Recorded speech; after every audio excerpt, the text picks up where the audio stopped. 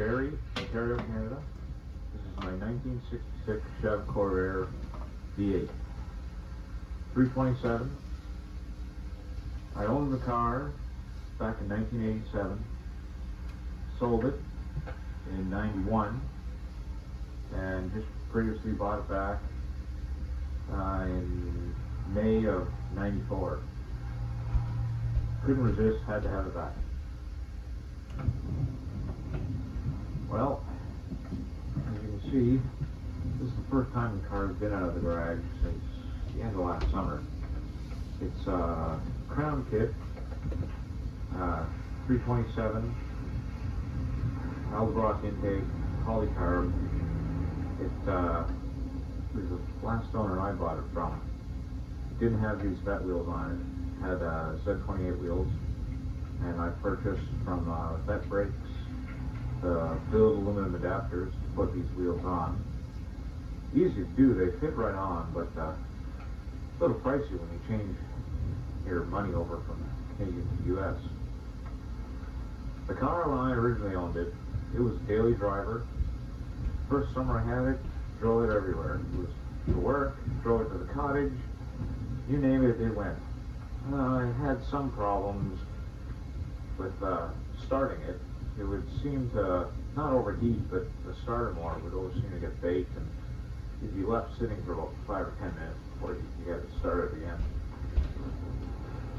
I had 327 gears in it when I originally bought it, and it was clunking pretty good. I wasn't sure at the time if it was the transmission or if it was the rear end itself. Just before I sold the car, it was pretty low beat. It was making some pretty scary noises.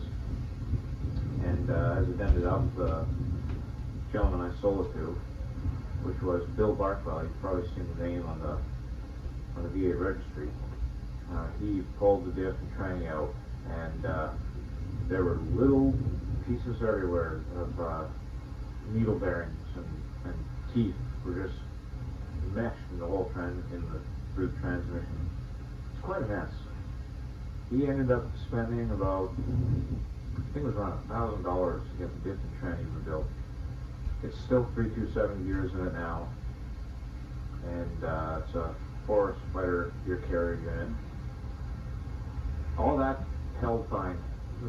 When I owned the car, it never got driven too hard. Now, as I said, I drove it daily. It was a little hard near the end of the summer. Lack of heat. Well, not really a lack of heat, lack of defrosters. Other than that, I had it to a number of club events, just shows in general, and the car attracted all kinds of attention. It was just like there was hundreds of other cars there, but this was the center of attention. It's been great.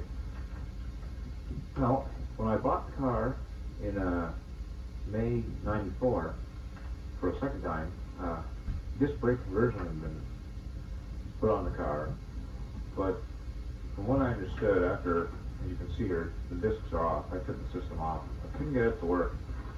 And from what I understood, there was a couple of mix and match parts, and that was making something not so good. It just wasn't working. So at the time, I figured so I could just get the car mobile and driving.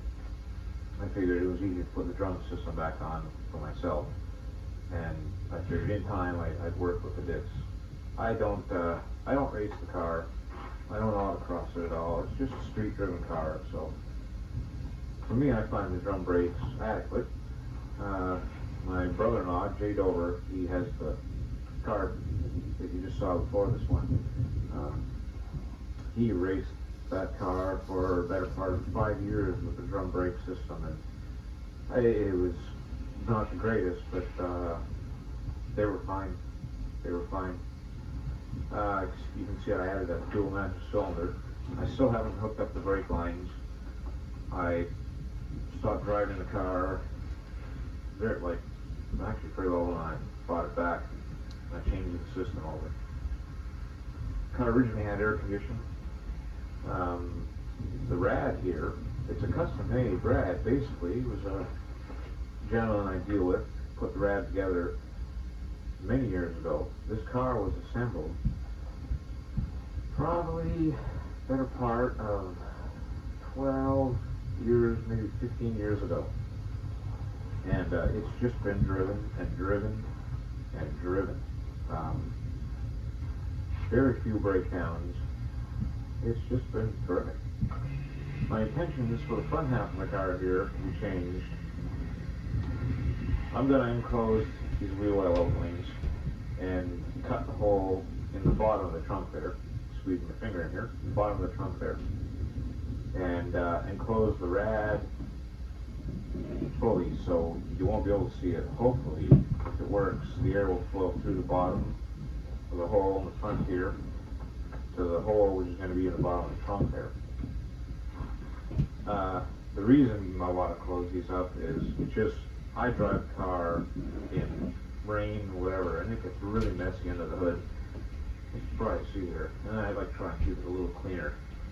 Hopefully without affecting the cooling in the car, which I don't think will be a problem. Well, basic crown kit. The car, as I said, was assembled probably 12, maybe 15 years ago. And as far as I know, the crown seats were never in it. As you can see here, everything's been routed underneath the frame instead of up and over, so it's a nice slope. This has actually caused a couple problems. One, it's made the car difficult to cool just for the angle of the copper tubing and the hoses on there. The water just doesn't seem to flow unless you get it idling at about 1,000 RPM. And the throttle linkage, it's stiff. It should be a nice, easier flow, which is another area I'm going to change. Originally this car didn't have electronic ignition. I switched that over actually pretty well as soon as I bought it. You can see the custom-made headers, which work fine. They were done by a shop in Toronto. The interior here, the car was originally a Corsa coupe. The Corvette seats were from my brother-in-law and paid over. Oh, I can't believe I made his brother-in-law and paid. Oh well. I took the carpets out when I got it. It had been sitting, I believe, basically in a field, and when I brought the car back, it was full of leaves and cobwebs everywhere. It took me a while to clean it out, but this will get back into tip-top shape. Telescopic steering wheel. Not exactly the thing you're really looking for in a V8, but it was part of the Corsa coupe. The car is very solid. There's a little bit of rust in the rear quarter panel. Other than that, it's all metal. You can see here, we made a little bit of a trunk.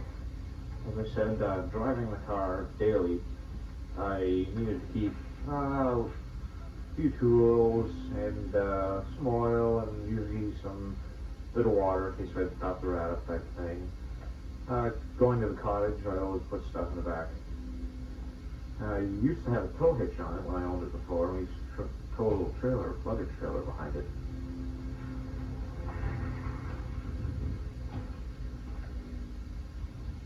Well, you can see here the front frame and all the metal we had to cut out, which I think is basically the amount of metal they say to cut out in the installation of the kit. The frame, you can see there, in the center of the picture, has been cracked and welded. And I believe Jay Dover's broken the same spot, so that could be something you might want to watch for. This motor has been together for 12 years, untouched, except for the flashy chrome valve covers here. So it's time for a tear down. Probably won't rebuild it, just probably reseal it. It is super strong if this thing pulls. When I just purchased the car back in May '94,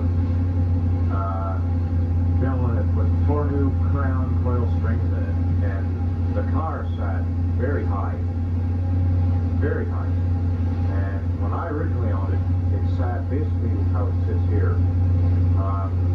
We took 1 coil out of the front and 2 coils out of the rear. And these 16-inch vet wheels with the tires fit perfectly, providing you get the right size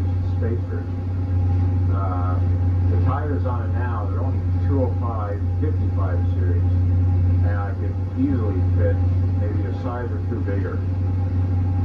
And they filled it with wheel wells rather nicely. Jay Dover put the 16-inch vet wheels on his car, and as soon as I saw it, it sold. They're gorgeous. Can't say enough about them.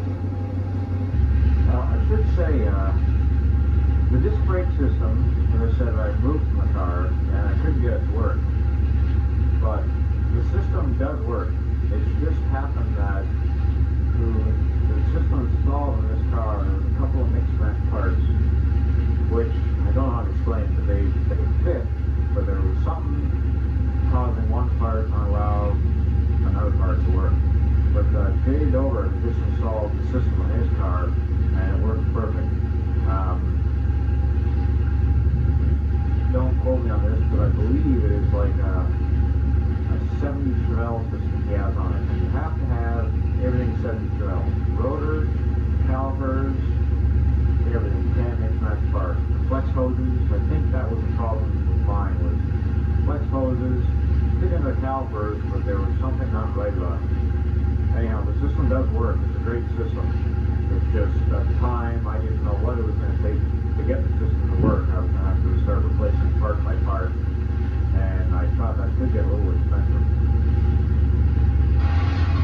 Well, as you can see, it seems quite quiet now, but as you get in it and start to drive it, picks up the noise a little bit. At one point, someone was going to try and install a sausage saucepan probe on this, but I never got along with that project, and that would have really robbed the car of power. Now, there you have it. Basically, I could probably think of a million things to tell you if I saw you in person, but my mind sort of slips with a lot of things right about now. But in general, it's been a great car for the years that I owned it. And after, hopefully we get rid of all this white stuff on the ground, I know it's going to be a great car again for all this summer. As I said, they attract all kinds of attention. Get yours on the road as soon as you can, because there's nothing like having that V8 rumble. And the feeling, you can't explain it. The more you drive it, the more you'll love it. And hopefully for 97, we're going to head down to the convention, since it's not going to be too far for us. And you'll see the car then. Anyhow, nice talking to you, and I hope you've enjoyed this, and hope to see you someday soon. Bye.